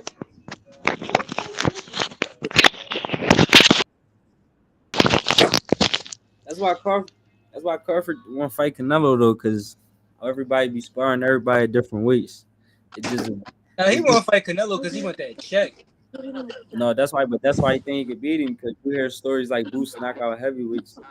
That's why they tell you they feel like they go to 68. Only thing is it's just different because they probably knock out heavyweights, but it probably be like a top amateur heavyweight or a top prospect, but it's different with No, like bro. 16 ounce I mean, glouses you're and right. shit. I'm not taking that away from you, Hold on, so we doing but pound for pound. It'd be like a top prospect or a top national champion or something. It never really be I knocked out a top but 10 Boots, rated heavyweight if in the world today if type the shit. heavyweight, particularly for Boots that he knocked out, I can't name you, but he did knock out Muslim, the Muslim boxer. He's a cruiserweight, bro, and he 10-0. He like 12-0, 11 knockouts. He one of them. No, that's what I'm saying. That's a top prospect, but that's why I said when they Look spar though, these guys, they spar nice young guys or top prospects, but they never spar somebody that's like, yo, he top 10 at heavyweight right now in the world. So that's why they feel like they could get off because like, yeah, you sparring, but you probably sparring some, But got a lot of experience. Then you got the 16-ounce gloves with the headgear, so you're not accounting for shit like in real life that guy did. If you probably but to even do it to a prospect, bro, at cruiserweight, and you fight at 47 with 16 ounces and headgear, that's still even like, No, yo, all it's right. impressive, but I'm saying that's what makes people like Buzz be like, yo, I could beat Canelo because he beat people up that size all the time. But I think on that night he's gonna find out that them people that you beat up, that's this person's size, they probably top prospects at they doing their thing or top young guys that want to be the future. But you're gonna find out it's different when you fighting a guy at that weight, at that same size where you beating them guys up. When you take that hair gear off and it's 8 ounces, and he not a top prospect at that weight. He I mean, the right take now the at that weight. He gonna find out that night that but that's a whole different story. this is how I feel like certain at the top level. This is how they get your work for camp, right? To like make up for that, right? Yeah, you can't never make up for the headgear not being there, and now we fighting in not 16s but 12-ounce gloves and stuff like that. That's stuff you just gotta find out on that night. But as far as like skill level and stuff like that, that's why you get a sparring partner this week, this day that got that power. That we know hit just as hard or just way harder than dude do than whoever we gonna fight that night, Or right? And then the next day that we spar, we fight somebody, we spar somebody who got way better footwork than the bull we gonna fight. Then the week after that, the day after that of the next sparring day, we spar somebody that's got better hand speed, better combination punching. And then so you can alternately like put it all together when it's time for fight night. That's when like that showed that you got champion mentality. You feel what I'm saying? Because you fought them all separately, but when you fight it all to put it down to fight them all at one time, the footwork, the speed, the power to match that you know what I'm saying? I feel like that's really what bring a champion out. You get what I'm saying? So I I don't know. It's skeptical. All this is until it happened. I feel like this is one of those fights you gotta say until it happened. Cause do y'all feel like Boots got come up off the money a little bit to make a big fight? niggas, I feel like the only person that I ever hear say money was a problem was Sheedy Ellis, but I don't believe him. I feel like he ducked him. Or no, that makes He sense was though. the only They offered them Boots though off the layoff. Like that was his first that was just dumb anyway. Everybody in team in the world would have said no. to fight Boots off a layoff. Yeah, that was just dumb for them to even offer him that fight. I don't even know what they offered him that joint for fun. You know he wasn't gonna fight no goddamn Boots. He wasn't gonna say yes to no goddamn Boots. But then say that. They, Don't say the money wasn't right. No, no, nigga, that's what, you no, that's wasn't sure of yeah. yourself. Cause that's why you gotta read between the lines. Cause they never just going they never just gonna say that. They never just gonna say I'm not ready for him. No, I'm not ready for him yet. Like they never just gonna say that.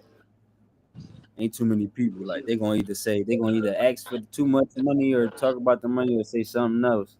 But they ain't gonna never really say But even before the we young was fighters. born, bro, or not even before we was born, when our folks was around boxing and all that, they used to say that. Now, because it's like, all right, yeah, I said that before. Now I'm trying to fight you, and then I beat you. Then what? I wasn't ready then. I'm ready now. You still top dog. What's up? Floyd low key did it.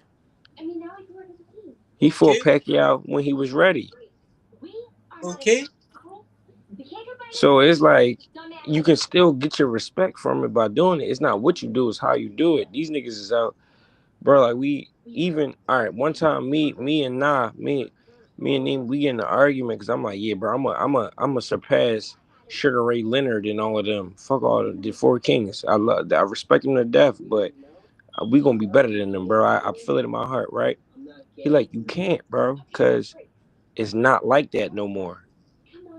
How you gonna be better than them if they everything they did was harder than what you doing? Because everybody's sweet now, everybody turkey. So it's like I don't know, bro. It kind of come with the game. Like I don't know, bro. It really come with the game, bro.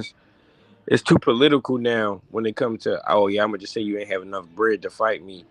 When reality, I was just on a lit. No, bro, that's too political, bro. Too much politics.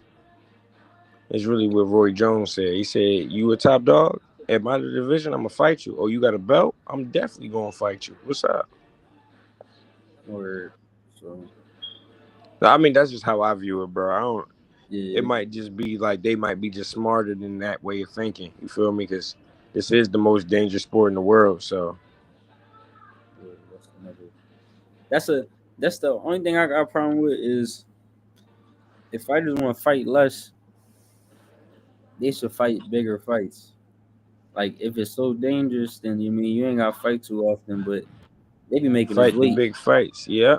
No, Yeah, you're they be right. making us wait and come back. Whole thing is that Everybody. make these quote unquote bigger fights. I mean, I'm gonna always have to put the pressure on whoever the bigger name is because he got more say to make the fight. Like I know if you Williams or Peta, I can never be like come on William get the fight. What you doing? Like because you know he not that type of shot caller. So when Canelo How don't y'all fight feel somebody, about that fight? he's Not to a shot cut you caller. off, bro. I just had it just hit me Yeah, so bro. hard when you said Williams.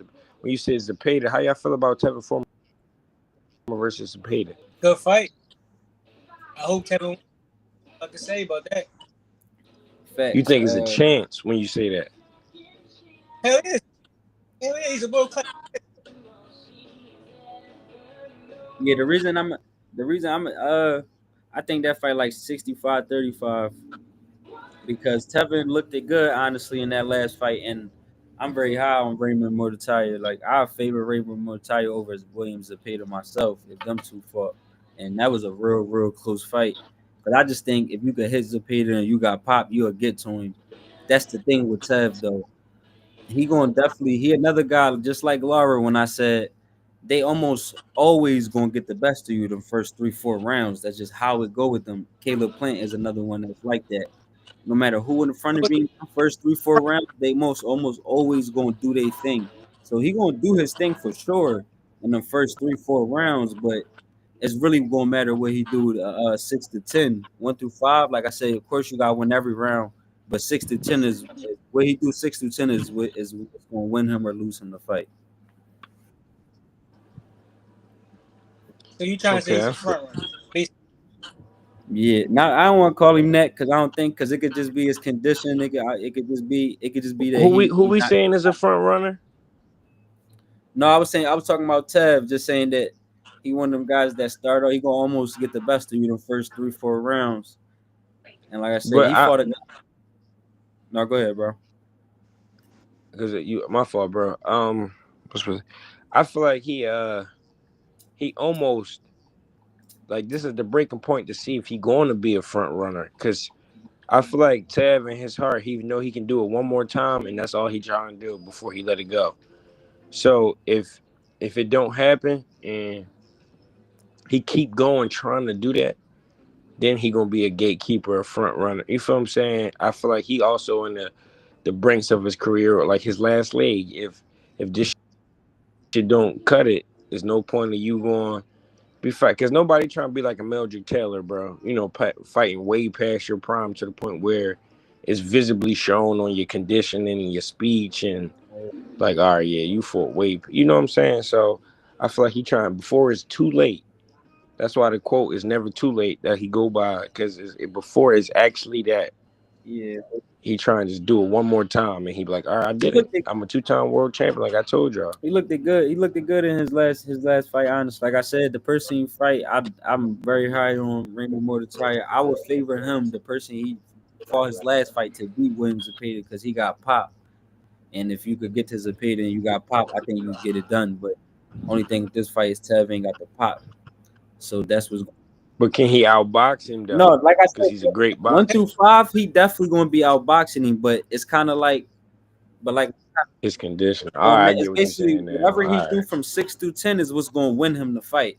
He, of course, you got, like I said, every round matters, of course, but just like in a tank fight where no matter how good you start 1 through 6 in a tank fight, we all know you're gonna be tank depending on what you do from 7 through 12. No matter how good 1 through 6 start off for you, that shit don't matter unless what you do 7 through 12 is how you gonna either lose to tank or beat him. So, because that's not, So let me ask y'all this: do y'all think people who fighting strategy is more on that pace? Because everybody we know that ever was normally losing the first 1 through 4 rounds, and then they start beating you from 5 to 12. Always were the best of the fighters, right? Y'all think people who start early normally or the it's not a good tactic? Like, what y'all think about that? Like, y'all think Tav should start Yeah, I to think Tev should start slowly. Why? Because yeah, it's the chart transition. he threw a lot of punches. If he throwing 100 punches around, eventually, if you start early, eventually he'll break you down in the later half, and then he might stop Tev because of the volume and the pressure. Tev started early. This nigga throw 100 punches, and Tev, he like Shakur. Tev move his head. He do that. You know what I mean, move his head and shit. You know what I mean? So he gonna waste a lot of energy just moving around, slipping shots. You know what I'm saying? I think Tev should start slow. Go to the body. Start like it's Like, what you mean? heavy set. Body slow, jab slow, because you know that's no, two the body paces still. yourself, face yourself, having a slow pace fight early rounds. You know what I mean? Move around, get on your bicycle a little bit, use the jab. Yeah, so like an outside jab type of pace. He basically got to pull some Lara shit out, like just like how Lara master at just somehow slowing the fight down and still be able to just edge these rounds off in a slow ass pace where neither one of them really doing too much, but he know how to get off just enough to win them rounds. He kind of got to do something like that in a way. He got to try to pull that out in a way. But that's how Lara do it. Lara try to never let the fight even break out. He keep it, like I say, he a master at keeping that slow pace. He do it against everybody. But I don't know if Tev could pull that off. But like I said, that's gonna be a good fight.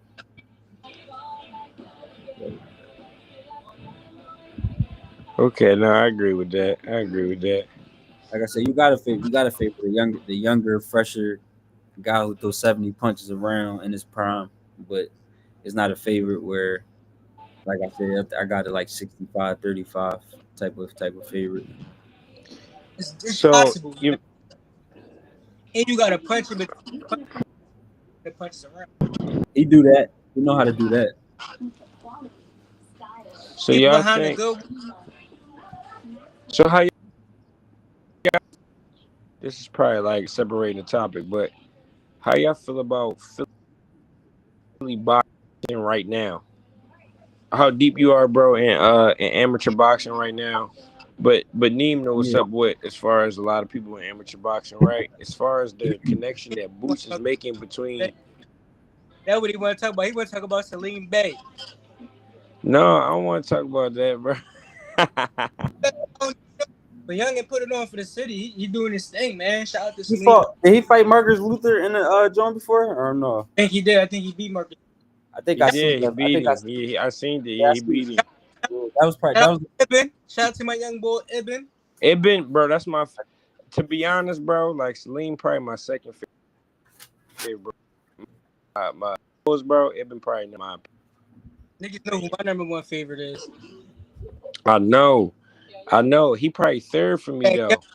My young nigga made his pro debut, milkshake and shit. Shout out to my young nigga. You got him over the young boy Mubanga? I got him over everybody until I see it. Till you feel me? Yeah, I seen him. You feel me? That's the difference. I don't know him. I don't know him like that. I know my. Every Me young and boy I Salim, uh, even mine, he was young though. Like he wasn't who he is now. And but I seen Moo too. He was younger too. I just feel like I seen Ibn in my Explorer. how that go? I don't want to put it out there on the internet. I talk to you about it though, because they both my youngest. Right. Let me ask you this. I know everybody know Emmanuel Stewart, right? Yeah. Yeah. All right, cool. When Floyd was 4-0, Floyd fourth, it was either fourth or fifth fight. Emmanuel Stewart said, "This is a guy who's probably gonna win titles in 3 or 4 weight classes, and is probably gonna go down as one of the greatest fighters to ever lace on a pair of gloves." He said that at 4-0. So since I said that, I said that to because we speaking on young guys. Is there anybody, any young guy, whether y'all know him, not know him, whether somebody you just watch, any young guy that you could look at and kind of be on some Emmanuel Stewart shit where you like that guy, if he, like I said, keep his nose straight, he probably gonna be one of the best ever. Bro, you might say I'm biased, but Yeah, I say I got all three. I got all three of the young niggas that me and him just said doing exactly. I got Slim doing it, Maj doing it. If they stay on the right path, because remember they really young though.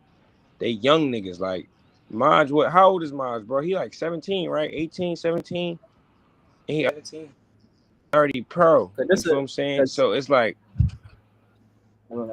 not to cut you off, but I was gonna say cause this no, my fault, bro. Go ahead, you good. cause no, all I want to say, bro, was I don't want to say because that's a man you a Stewart seeing Floyd at 4-0. I'm not no Emmanuel Stewart. This is me saying that at Maj at 1-0 and the other two with high productivity in the amateur rankings. You feel what I'm saying? So I'm saying it way earlier than Emmanuel is, and I don't got the knowledge of Emmanuel Stewart. You feel me?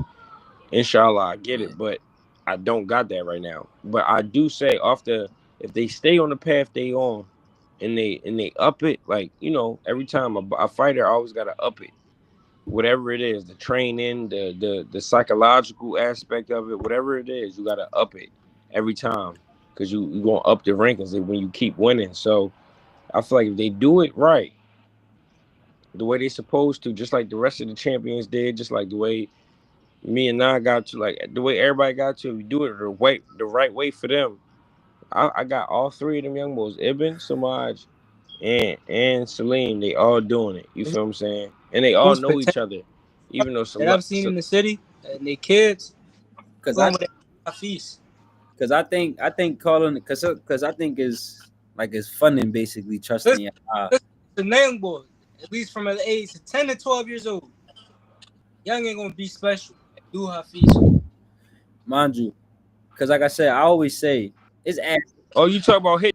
Talking about hit different, I just said sir. No, hit different. Gonna be on some real shit, bro. At that age group, him and the young boy, AP Shiesty, Sonic Boom, all them young boys, bro. They gonna be.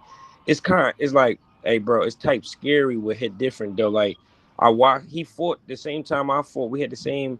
We was on the same amateur card and all that. Young boy is like.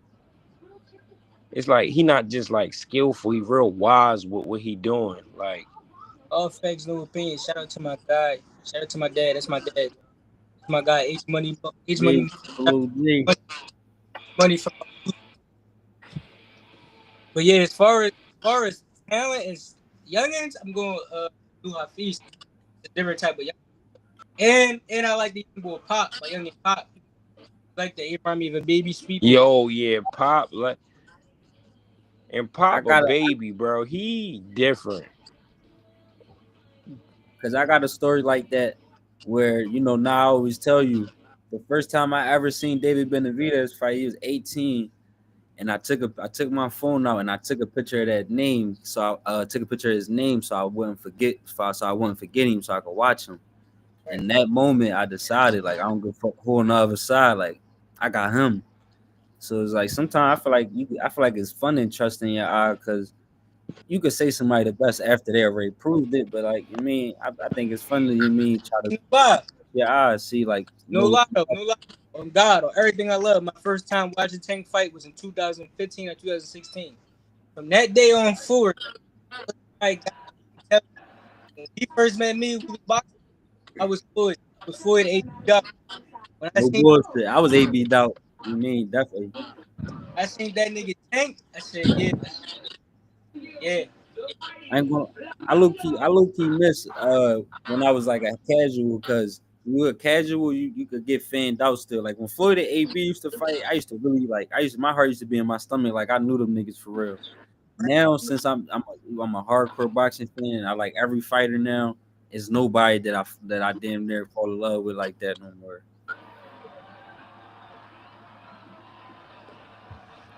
Man, I just feel like overall the reason why I asked y'all that how y'all feel about Philly boxing is, do y'all feel like we like some like it's like a pipeline now? Boots making a pipeline that when he got, because him having his own promotion and it being connected to everything like it is. I feel like how he doing for Moo, he doing for the young boy DJ. I feel like those just the first two. I feel like everybody who come out Philly is gonna go through that. You get what I'm saying? That cycle. He need, It's a joint joint with Matchroom and his promotion group that they've been fighting on. You feel what I'm saying? So I'm asking y'all feel like Philly gonna be back on the map officially? Because we was oh, officially before the map. on the results of the fight. You feel me? It depends on if we could win. If we win a lot of fight, but the thing about Philly is we got world class skills. You got what I'm saying? But we burn each other out with gems. You know what I mean? And it depends on that. Hey, it depends. But I think this the point which where it's showing that we passed that. Not everybody. Don't get me wrong. Not everybody, because you the first person that told me, yo, bro, we ain't gotta be no sparring warriors, nigga. This shit don't count here.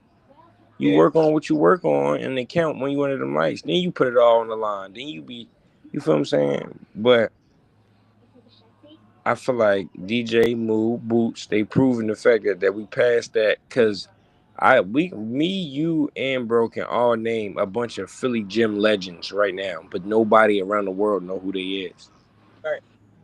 But And I it's feel about like, move too. We take the hardest fights in the beginning because we always do. A lot of our fighters don't really got. A lot of them niggas like Salim Bey gonna be cool because Salim dominating the amateurs and shit. He winning. Yeah, he gonna get signed. Got a name in the nationals. Yeah, he gonna get Salim, signed. you feel me? A lot of fighters, for example, like my man Dump. Dump ain't got no national background or nothing like that. Dump gotta get that but shit the hard way. You feel me? but Dump still got a But as Dump far as started. experience, Dump still got respect. Not I want to say, and this is Dump take a this is hard fight.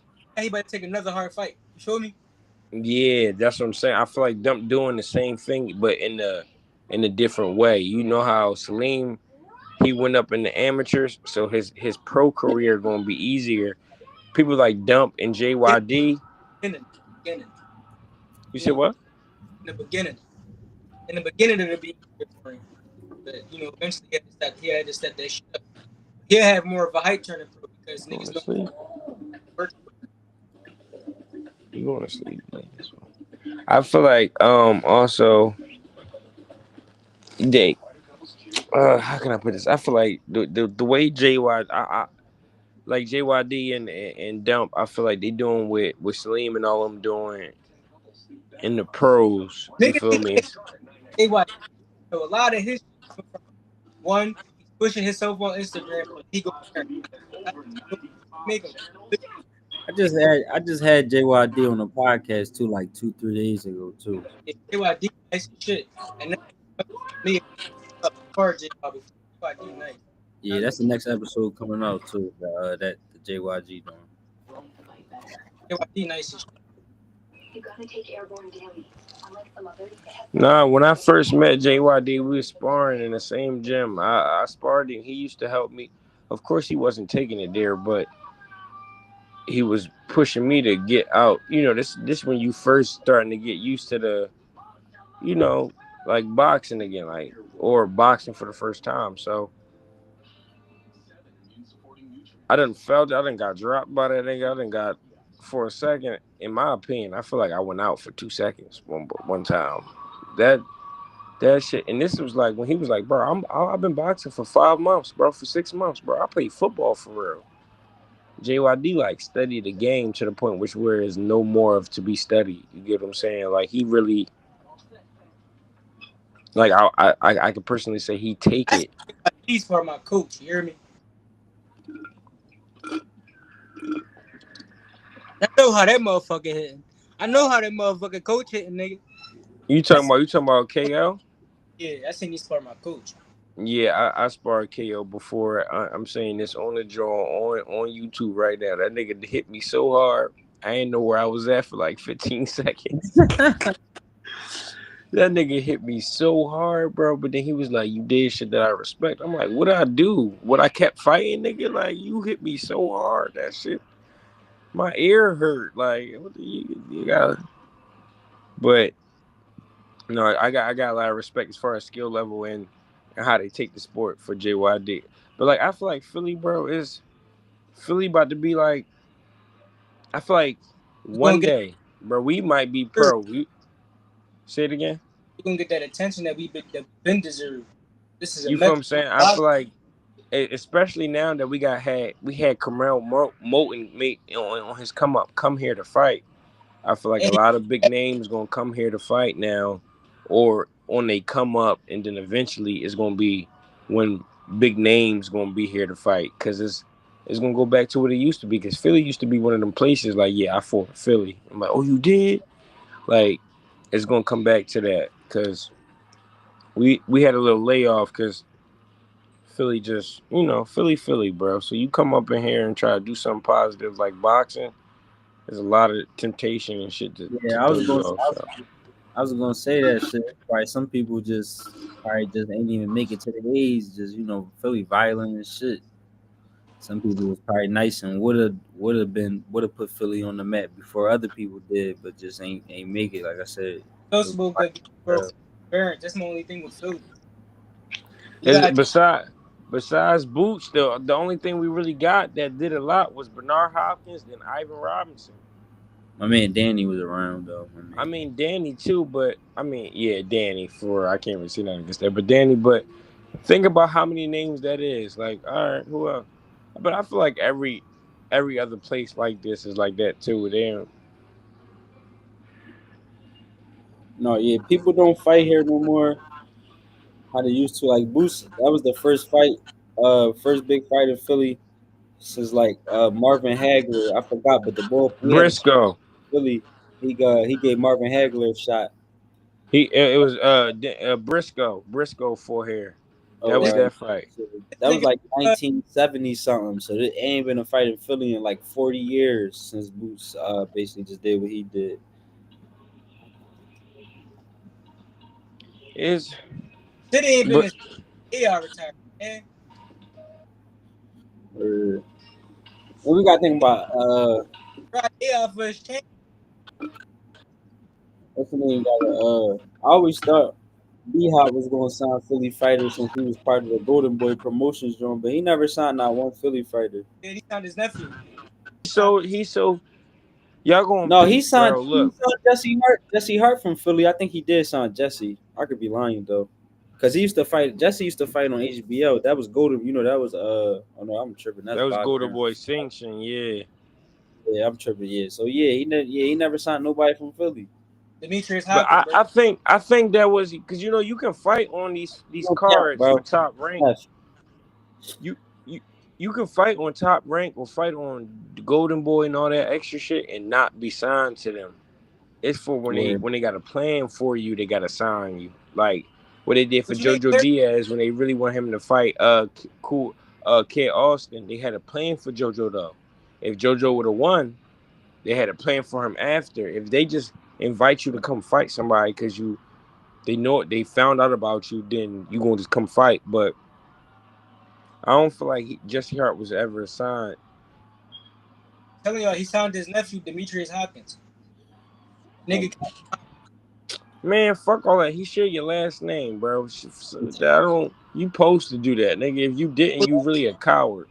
Like if you come, but to be a Philly for all time and knowing Philly the mecca of boxing and having one of the biggest promotions in the world, basically you supposed to been come tapping in Philly gyms and really start. You mean just picking through them. I ain't saying you got to sign everybody, but pick the ones who you think special. The cream of the crop. Like Cause damn, Boost pick could have been nobody. something if he would have did it the right way. That nigga did some Meek Mill shit. Like he ain't signed nobody. Nobody from Philly. And you wanna know also though, bro, I don't know if y'all know about on Broad and Thompson is the Blue Horizon. That it's that mural of all the fighters on the side of it by Bro and Gerard. That was a world renowned boxing arena, right? Mm-hmm. Everybody, my dad fought there when I was like, bro, I was like 9, bro. My dad fought there. Bro, these niggas, that nigga was supposed to take that and keep it open, bro. If y'all look at that joint now, it's boarded up, it's all ugly. The mural covered up because Temple done bought some land right next to it. He was supposed to keep that sanctioned, bro. I promise you. Anybody, look, my dad fought in Champs Gym, right? Ivan Robinson trained there. Ivan Robinson know my dad. Cuzzo KO, he know my pop. They all know my dad, bro. Bernard Hopkins used to train in Champs Gym, bro. It was on like yeah, 26 and Jefferson. yep. He he they all will tell you, like Ivan Robinson used to watch me, bro. When I was my dad would train and Ivan would stay in the gym after he was done. He used to watch me, bro. Look, them niggas everybody expected Bernard to, because he was like not the first one, but like one of the ones that was like, all right, he gonna carry it for the city. He didn't carry nothing. He's supposed to keep that open. He's supposed to keep gyms open, bro. You know, gyms shut down every other year, bro. That shit. Like Bernard felt the city is, and you can't put nothing on nobody. Like he had his own responsibilities for his own family for what he had to do. But damn, nigga, you talk so highly of how Philly made you the champion you are, or would play the role in it. You ain't do nothing for Philly to keep making champions the way that you was made. You get what I'm saying? That shit. A lot of people lost respect for Floyd because I meant not Floyd, Bernard, because they feel like he sold everybody out. It was Like I like you said, took all your bread for yourself. Now you good, and now you work for Golden Boy. But it's like, all right, everybody else better go ahead and get. I ain't even trying to rap with y'all. like why Showtime had to find Boots and give him the deal. Like you didn't get Yeah, bro. And in the then gym, you would have found Boots and you would have been like, oh yeah, he the one. Like you that'd have been your first Philly fighter. Like why all these other from the top rank gotta go? Like even your youngin that you talking about, Salim Bay. He not in the gym checking for him. He from Philly. Like, why you not in the gym checking? And he probably gets signed to somebody else who. And it's like I said, it's Philly. You can literally walk in any gym in Philly and you can find something. Like, there's probably at least gonna be one special fighter in each gym. Like Philly, really the mecca of boxing for real. and I feel like officially we getting back on the map to be that. Like people gonna respect us again to say, all right, yeah, you go to Philly, you gonna get some work, or you go to Philly, you gonna see something. You feel what I'm saying? Cause I ain't even do nothing yet. Nah, I did something as far as more than I did in the amateurs, but he ain't do nothing yet. But we still been through sparrings or seen sparrings that people could be like, oh damn, yeah, they was getting down and dirty in that jump. You feel what I'm saying? So I feel like Philly, and even on a national level, as far as what Boots doing, even on the little scale, what Moo doing or what DJ doing, because we don't know who looking at them on the outside, because we on the inside, like you feel what I'm saying? So I feel like it's Stephen Fulton, Danny. I feel like what Danny doing with throwing his own cards and how it's going in the DSG Yeah, promotions. Like Danny and Boots, they doing it. They doing it right. Back to the city. No, that's why I said Danny and Boots, they doing it right. They got their own promotional drawing and they trying to put Philly on. They doing it right. and Doing it I right. feel like if somebody keep fighting on their cards and keep fighting on their promotion, they can fight their way into a title. You get what I'm saying? Like I feel like because bro, Danny got especially with Danny. I mean Boots too, because his name is getting up there to with the people that are current. But Boom. Danny's name is going to be long lasting because of what he Marco. did for years in boxing. So I feel like if you fight on either one of them cards, you're going to be around and you're going to end up being in the camps and then you're going to end up fighting niggas that be like, oh, all right, this somebody. Like, I'm really up there now. I'm on TV again and again. Like, bro, I feel like it's like a amateur to pro pipeline that Philly building right now with the pros right now. Like I feel like Philly going a lot of future prospects and world champions gonna come from Philly just cause the opportunity that's being presented to the city. That's why I asked y'all to see if y'all saw the same thing. You feel what I'm saying? So Okay. Yeah. So I'm about to get up out of here. Man. Yeah, I'm about to get up out of here. I'm about to say what y'all try getting into tomorrow, man. We can lock back in if you ain't knowing nothing though. It's up to y'all though. Tomorrow we're gonna get interviews. You said what? yeah, I'm about to do the same thing. I gotta get ready for work, but yeah, tomorrow I'm definitely back. I'm definitely whatever y'all want. Keep talking boxing. Tomorrow we probably we got set up a time. Say no more. Say no more. Say no more. I'm about to say everybody be safe, with my guys. Yes, sir. Take care of yourself. Yeah, so we're going right.